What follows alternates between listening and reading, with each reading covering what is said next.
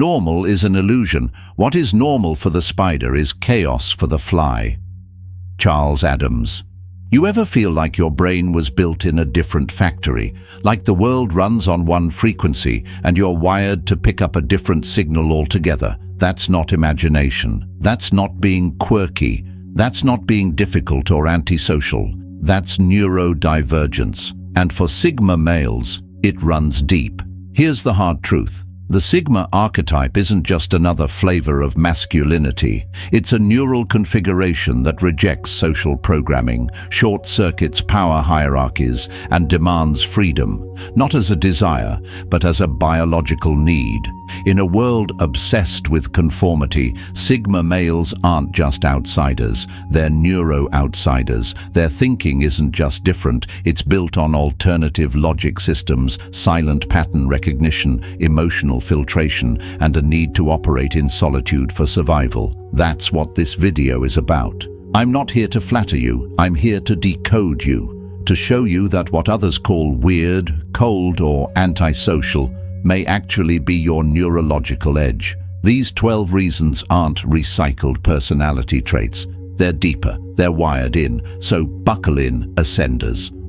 What you're about to hear might not fit in mainstream psychology, but you've never fit in either, have you? If this resonates, subscribe to Sigma Ascends. We're not just observing the world, we're reprogramming it. Point 1. Silent circuitry. One of the most misunderstood traits of Sigma males is their quiet nature. But this silence isn't shyness and it's not passivity. It's a processing mechanism, a deep, silent circuitry.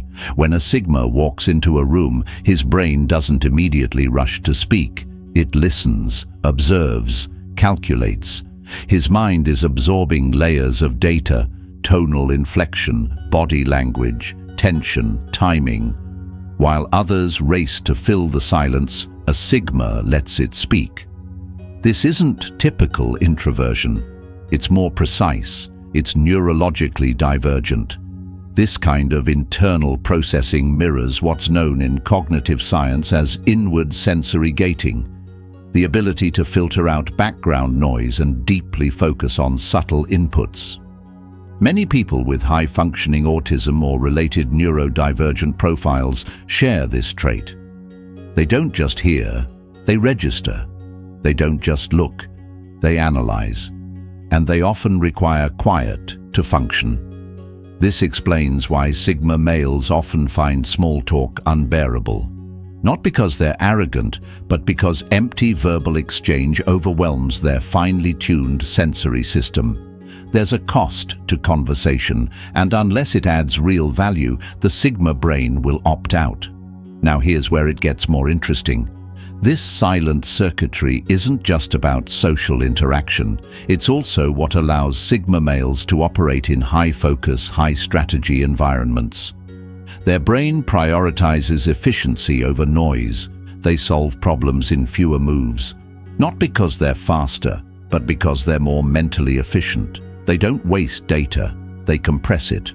In technical terms, this resembles aspects of hyper-introspective neurotypes, where thinking happens in compact, non-linear clusters instead of sequential patterns. It's why Sigma males often just know things before they articulate them. This isn't mysticism, it's neurological processing speed, tuned for depth rather than pace. So next time you see a Sigma lost in thought, remember, he's not absent. He's processing more than most can handle. Point 2. Cognitive parallel parking. The Sigma brain doesn't operate in straight lines. It moves like a spiderweb, spanning in multiple directions, catching different threads of thought at once. This is what I call cognitive parallel parking, the ability to hold several complex ideas in your mind simultaneously without crashing them together. Most people think linearly. One idea leads to the next, A, B, C, D. But Sigma males often run 4 tracks at once: emotional analysis, pattern recognition, future projection, and personal relevance, all happening in real time. This isn't multitasking, this is multi-layered tasking. It's like mental chess in 3D. While someone is explaining their point, the Sigma male is listening, predicting where the logic is going, filtering for bias, cross-referencing past conversations, and measuring emotional authenticity, all in under 10 seconds. That's not arrogance, that's divergence. This style of thinking matches patterns found in divergent cognitive architecture, the kind associated with gifted neurodivergent profiles, particularly those who test high on IQ but display non-traditional executive function. The brain is wired for synthesis, not order. Here's the catch. This mental flexibility comes at a cost. Often, Sigma males can appear indecisive or slow to respond, not because they're unsure, but because they're running multiple simulations at once. They're trying to see the full picture before choosing a move. It's not hesitation, it's precision delay. And when they finally speak, the words are sharp, distilled, and often unsettlingly accurate, because by then, they've already seen all the possible outcomes. This kind of brain is hard to manage in systems that require routine compliance. Traditional schools, bureaucratic jobs, rigid institutions, they're suffocating to the Sigma. Why? Because these environments require one-track obedience. The Sigma requires parallel freedom. Point 3. Social minimalism. Society loves over-communication. Social media, small talk, status updates, constant noise. The Sigma male. He operates on what I call social minimalism. His interactions are rare, intentional, and stripped of fluff. But let's be clear, this isn't misanthropy, it's cognitive efficiency. Sigma males often experience what's called social fatigue faster than others. After a conversation, their energy isn't just drained, it's overdrawn. That's because their mind isn't just processing the words. It's mapping emotional subtext, identifying manipulative intent, analyzing tone patterns. It's like running 10 programs on a laptop with one battery. Over time, the Sigma male develops a selective communication model, only engaging when there's something of depth or purpose.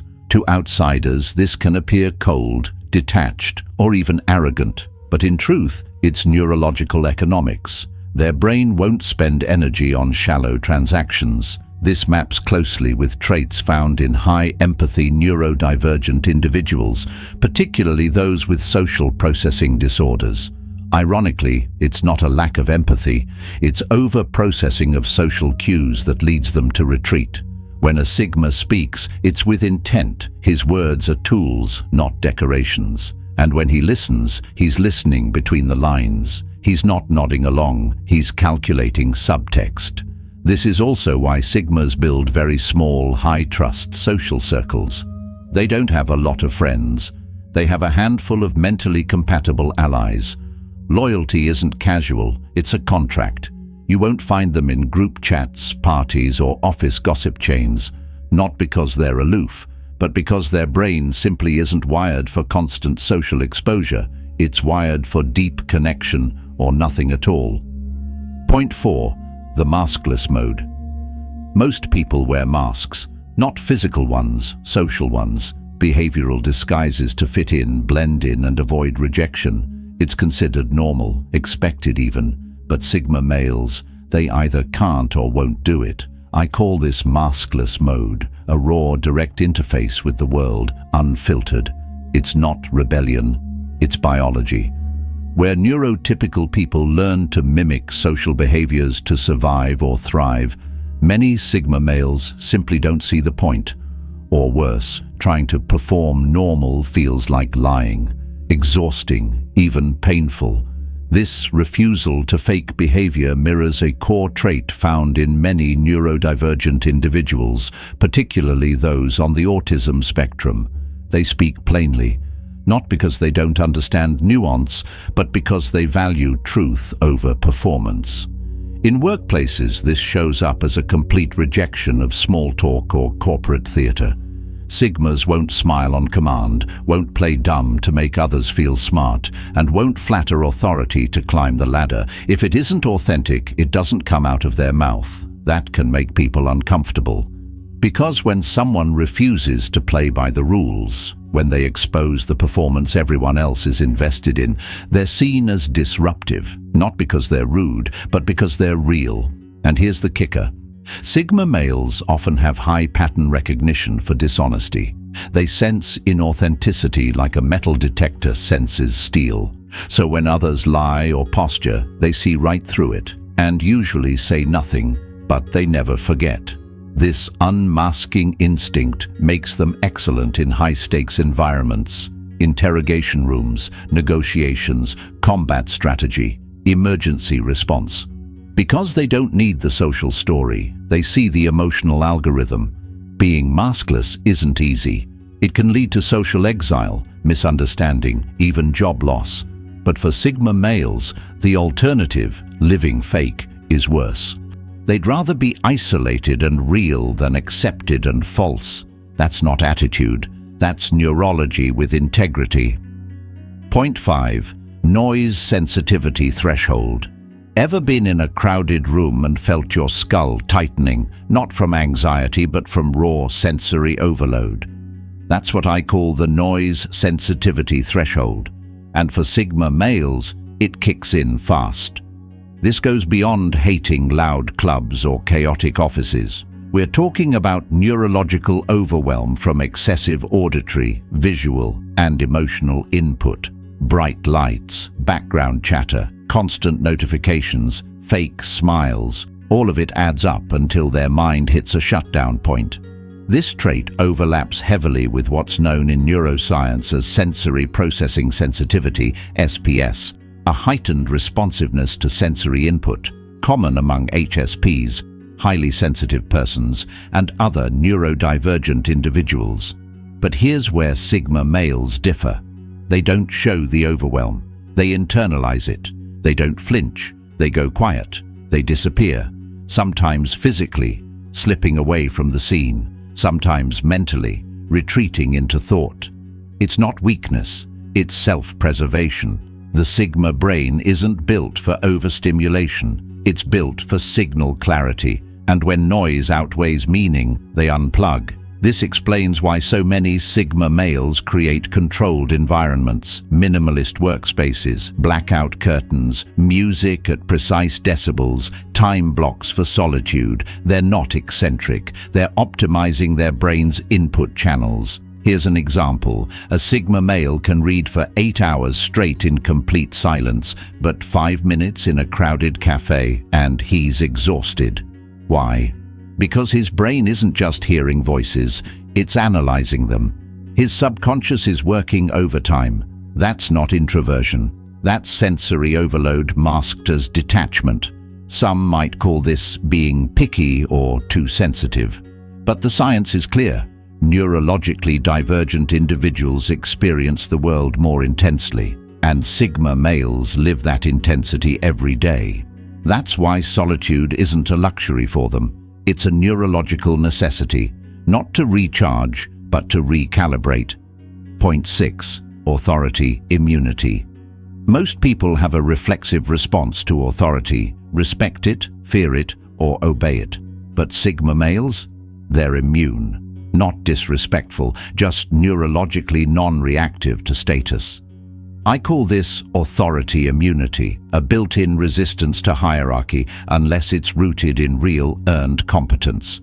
From a young age, Sigma males tend to challenge rules, not for fun, but because their brain naturally questions arbitrary systems. They don't accept because I said so as a reason. They want logic, context, proof. If it's missing, the rule becomes irrelevant. This isn't rebellion, it's pattern analysis. Their brain scans structures for integrity, not position. This trait connects directly to what psychologists refer to as low social conformity, a common marker in many neurodivergent profiles. Unlike others who feel a pressure to blend in, Sigma males often feel compelled to stand apart, especially when the system is flawed. In school, this means challenging teachers. In work, it means ignoring company hierarchies. In relationships, it means rejecting performative roles. To a Sigma, respect is earned by clarity and skill, not by title or age. They'll follow a janitor who's competent over a CEO who's clueless, and they'll walk away from any system that demands obedience without logic. This makes them uncontrollable to institutions and often misunderstood by authority figures who rely on fear or tradition to lead. But here's the paradox. Sigma males make exceptional leaders precisely because they never sought power. They lead from logic, not ego, from clarity, not control. And that's why people follow them voluntarily, not because they have to, but because they trust the blueprint. The Sigma's immunity to status makes them incorruptible in environments where others bend. They don't worship power, they dissect it. And if it fails the test, they walk. Point 7. Logic, emotive fusion. Sigma males get mislabeled all the time. Emotionless, cold, disconnected. But those labels miss something crucial. Sigma males aren't devoid of emotion. They process emotion through logic. It's what I call logic-emotive fusion. Their emotional framework isn't chaotic or reactive. It's structured, coded. When something upsets a Sigma male, you won't see an outburst. You'll see a stillness. Inside that stillness is a storm, but the storm doesn't erupt. It organizes, calculates, converts feeling into insight. This isn't emotional repression. It's emotional transmutation. This fusion maps closely to alexithymia-adjacent neurodivergence, where individuals feel deeply but experience a delay or disconnect in labeling those emotions. It's not a lack of empathy, it's a different kind of emotional software. For Sigma males, feelings are data. They don't say, "I feel sad." They say, "There's a pattern of low-energy behavior arising from a breach in internal expectations." Cold, number. That's emotional coding. Where others react instinctively, the Sigma male runs simulations. He doesn't explode, he reroutes. Pain becomes strategy, anger becomes action, fear becomes foresight. But here's the flip. This logic-emotion blend means that hyper-emotional environments short-circuit the Sigma mind. If someone's throwing a tantrum or demanding constant emotional reassurance without logic, the Sigma checks out. Not from cruelty, from mental overload. They don't ignore feelings, they need them to make sense. This processing style makes Sigma males exceptional in crisis. They don't panic, they assess. Their minds turn chaos into clarity. It's also why they're often drawn to philosophy, psychology, strategy, and abstract systems. They're looking for models to structure the emotional universe they live in. So no, Sigma males aren't emotionally numb. They just have a different interface, one where emotion isn't loud but deeply encoded. Point 8. Asynchronous development. Most people grow like straight lines: childhood, adolescence, adulthood, a smooth arc of maturing socially, intellectually, emotionally. But Sigma males, they grow like puzzles with pieces from different decades. This is what I call asynchronous development, a jagged, uneven growth curve where different abilities mature at radically different rates. At 10, a Sigma male might be questioning the nature of mortality. At 15, he's thinking like a 30-year-old philosopher, but struggling to make eye contact. At 25, he's intellectually advanced, emotionally aware, but still lost in social nuance. Sound familiar? This uneven development often mirrors what's known in psychology as asynchronous neurodevelopment, found frequently in gifted neurodivergent individuals. It creates the illusion of contradiction, someone who's brilliant in one area but immature in another. But it's not contradiction, it's cognitive prioritization. The Sigma brain accelerates growth in areas of meaning, abstraction, strategy, and self-reflection, but often delays growth in conformist behaviors. Why? Because the Sigma doesn't value those behaviors. His brain diverts energy away from the social game and toward inner construction. This is why many Sigma males feel decades out of sync with their peers. They're either too deep, too weird, or too indifferent to connect on traditional timelines. They often don't hit social milestones when expected: marriage, career ladders, mainstream success. But when they do it differently, on their own terms, with surgical precision. And here's the real power. When all the parts finally catch up and align, the Sigma becomes dangerous. A mind built in fragments becomes a fortress of self-mastery. What others saw as dysfunction was just a staggered awakening. So if you've ever felt behind in some areas while decades ahead in others, you're not broken, you're asynchronous, and eventually all the pieces snap into place. Point 9. Time perception. Warp Sigma males experience time differently, not metaphorically, neurologically. Ever zone out for hours working on something meaningful, only to realize it's night outside and you missed lunch, dinner, and 4 text messages? Ever sit in a room full of people talking nonsense, and every minute feels like an hour? That's what I call time perception warp. Sigma males live in a cognitive flow state that distorts their experience of time. When they're immersed in something that aligns with their purpose, time collapses. When trapped in meaningless routine, time expands painfully. This is a classic marker of non-linear time processing, often seen in ADHD and other neurodivergent minds. The Sigma doesn't experience time as a fixed schedule. He experiences it as attention allocation. Where attention goes, time bends. This makes traditional schedules suffocating. Sigma males can't always force productivity into blocks. They operate best in deep bursts, intense focus, then total withdrawal.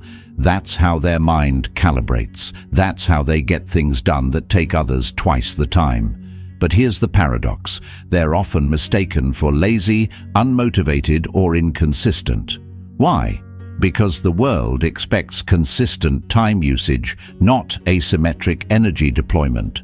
Sigmas can work for 12 hours straight without moving, then disappear for 2 days. That's not inconsistency. That's how their internal clock functions, cyclically, not linearly. The danger is burnout.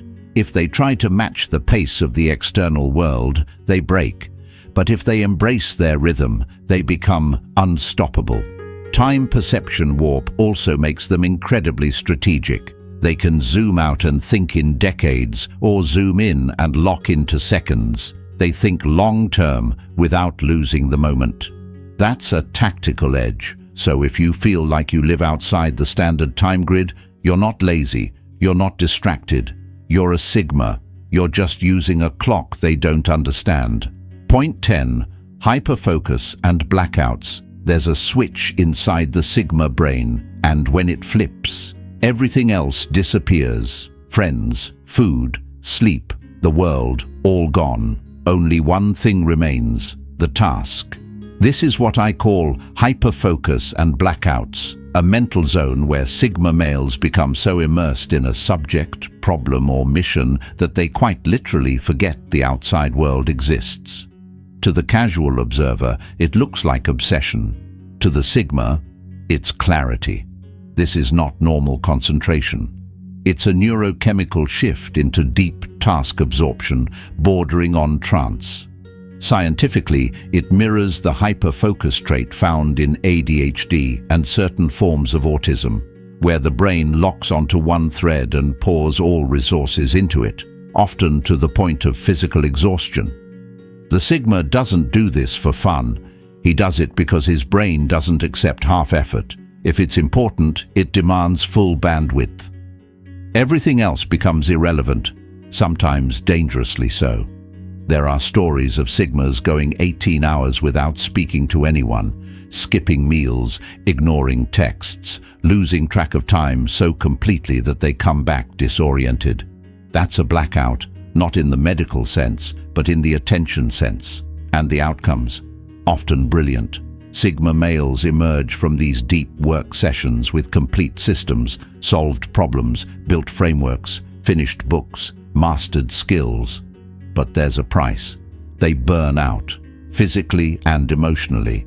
Their minds run like engines without governors, and unless they force themselves to rest, they crash.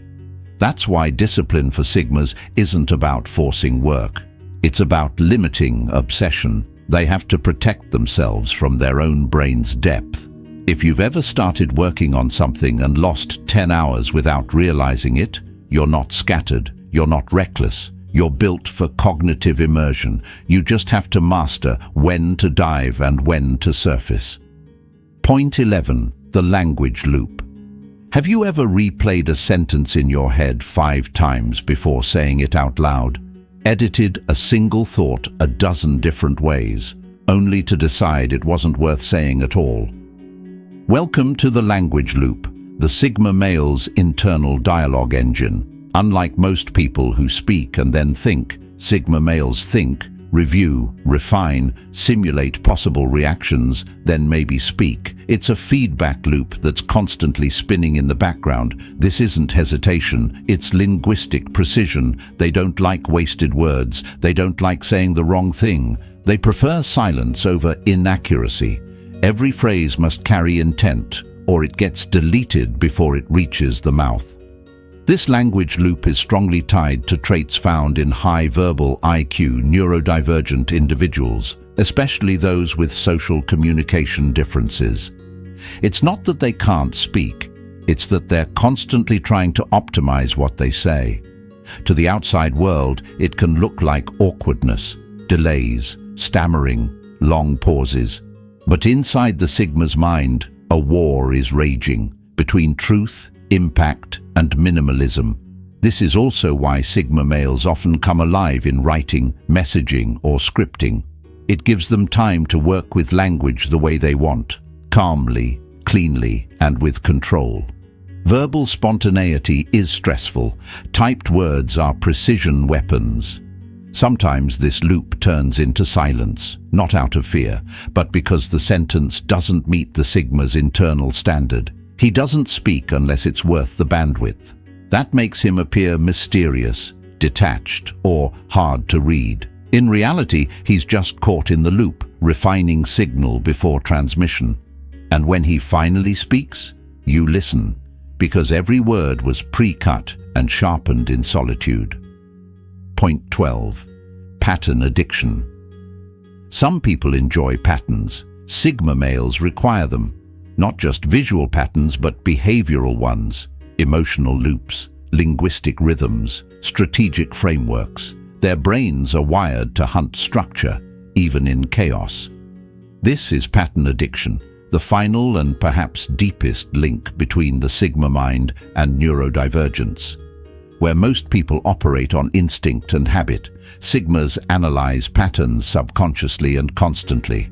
They notice when your voice changes slightly during a lie, when someone repeats the same excuse in slightly different words, when a system is one input away from failure. This pattern sensitivity is deeply tied to predictive modeling, a hallmark of gifted spectrum neurodivergence. The Sigma brain is always running quiet simulations in the background, watching for tells, sensing shifts, mapping behaviors.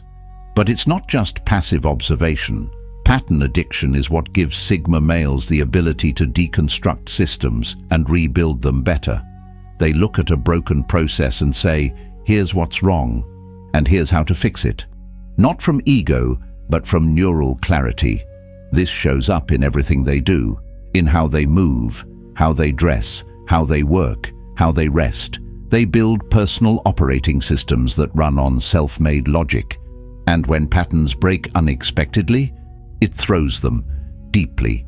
They may not show it, but their internal equilibrium gets rattled. Predictability isn't about control for the Sigma, it's about cognitive flow. Too much unpredictability fractures their focus. At the highest level, this addiction to patterns turns into innovation.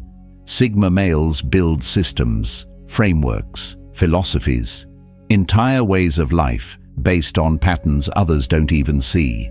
That's not obsession, that's vision in motion. So if you find yourself unable to ignore patterns, constantly analyzing, constantly mapping, you're not overthinking, you're wired to decode the world. Let me make one thing clear.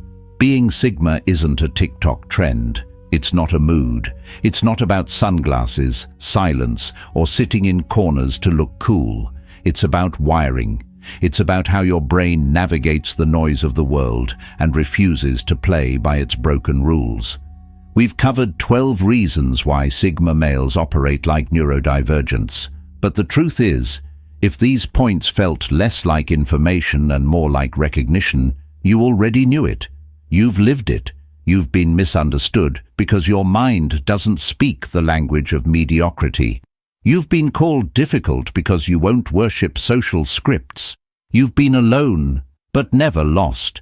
You are part of a neurological outlier class that refuses to trade freedom for comfort.